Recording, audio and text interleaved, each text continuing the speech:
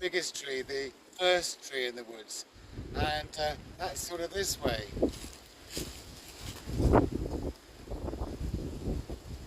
This part of the path is the most precarious.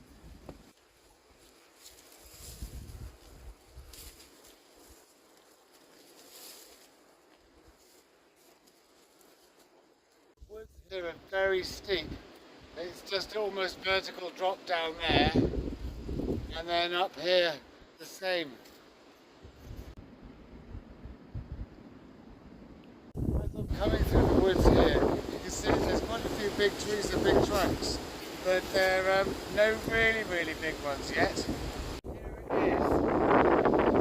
And as you can see, this trunk on this big tree here is way bigger than any of the other trees around. I don't know how old it is, but this tree was possibly growing here when